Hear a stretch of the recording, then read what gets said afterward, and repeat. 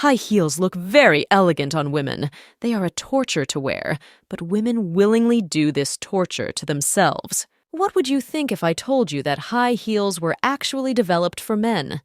What would you think if I added that for a certain period in history, men who wore high heels were considered more elite and respected? Platformed footwear has a long history, dating as far back as ancient Egypt.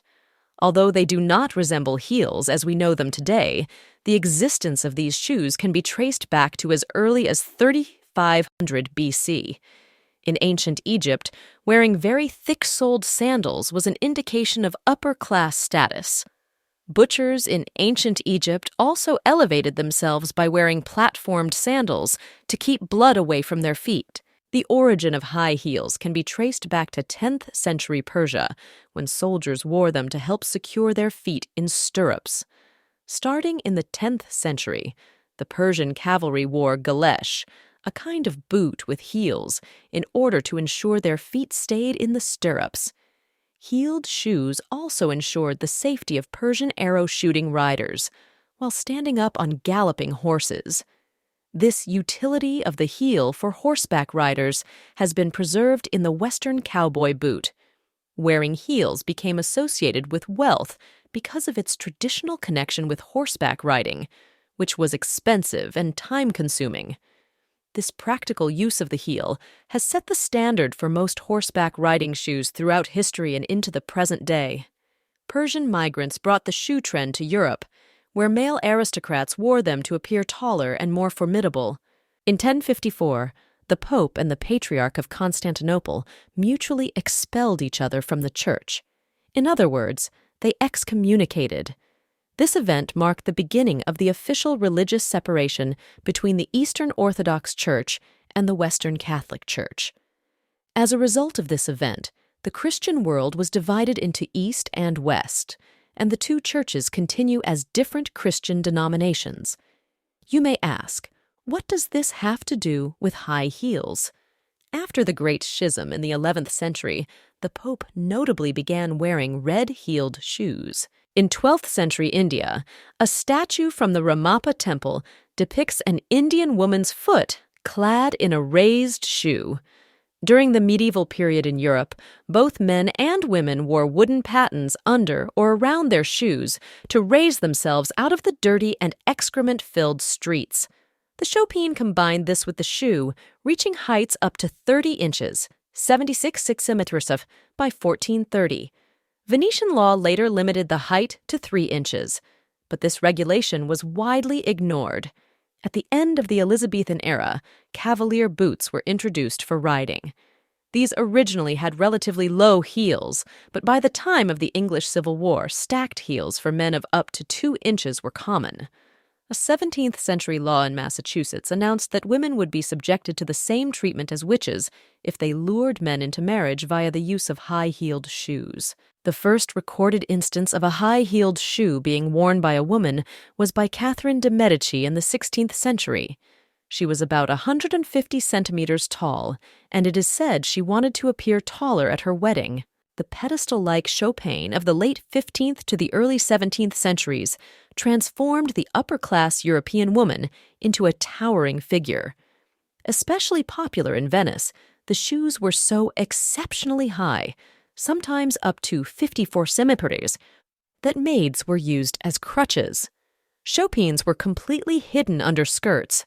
The higher the footwear, the more cloth was required for the dress, another indication of status. Modern high heels were brought to Europe by Persian emissaries of Abbas the Great in the early 17th century. Men wore them to imply their upper-class status. Only someone who did not have to work could afford, both financially and practically, to wear such extravagant shoes. In 1673, King Louis XIV introduced shoes with red heels and red soles to the French court. He restricted the wearing of such shoes to his circle of nobles. The practice was later taken up by royalty across Europe and became highly fashionable. The color coding, identifying superiority and privilege, was quickly copied by aspirants. Hence the shiny, red lacquered sole design that has become the signature of French shoe designer Christian Louboutin. After King Louis II, King Charles II of England appears at his coronation in high heels. As the shoes became a fashion trend, other members of society began donning high heels, and some elite members ordered their heels to be made even higher to distinguish themselves from the lower classes. Some authorities began regulating the length of a high heel's point according to social rank. 1/2 inch for commoners, 1 inch for the bourgeois, 1 1/2 inches for knights, 2 inches for nobles, and 2 1/2 inches for princes.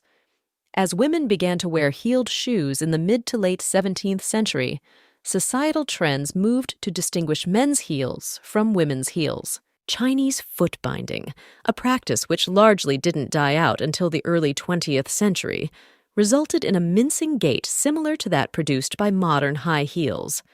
Despite the painful deformities, the body adjusted over time to the constraints of tiny, bound feet, which were about 4 inches in length.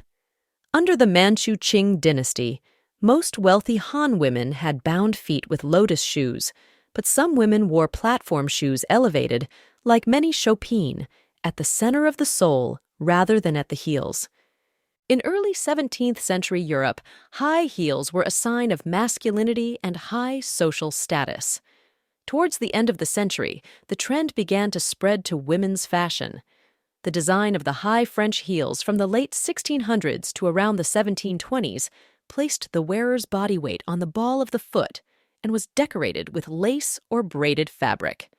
From the 1730s to the 1740s, wide heels with an upturned toe and a buckle fastening became popular. The 1750s and 1760s introduced a skinnier, higher heel. Additionally, during this period, there was no difference between the right and left shoes. By the 1800s, women of all social classes were wearing high heels. Even poor women working in the fields or as maids felt pressured to wear heels to show that they were women. Still, heels were often a hindrance, making it difficult for them to move freely. A high-heeled boot from 1895 perfectly illustrates this. Made by the English shoemaker Jack Jacobus in his factory in Austria, this boot with its pointed toe and thin heel is not very comfortable, but it looks quite elegant. During the Regency era, Hessian boots similar in appearance to modern cowboy boots were popular among dandies. After the Battle of Waterloo, high-heeled boots declined in popularity and were replaced with the lower-heeled Wellington boots, popularized by the famous British general. During the 20th century, World War I and World War II led many countries to ration materials that were previously used to make shoes. Materials such as silk, rubber, and leather were prioritized for military use. Heels began to be replaced with cork and wooden-soled shoes. Due to the post-war increase in international communication, especially through photography and films, the Western fashion of women's high heels began to spread globally. The era surrounding World War II saw the popularization of pin-up girl posters, the women in which were almost always pictured wearing high heels. In the minds of many men at war, and later, in American society at large, this led to an increase in the strength of the relationship between high heels and female sexuality. Heels are often described as a sex symbol for women, and magazines like Playboy, as well as other media sources that primarily portray women in a sexual way, often do so using high heels. Today, even sneakers are now produced with heels. This YouTube channel aims to teach you history in an interesting way. Please don't forget to subscribe, turn on notifications, comment, and like. Please meet me in the next video.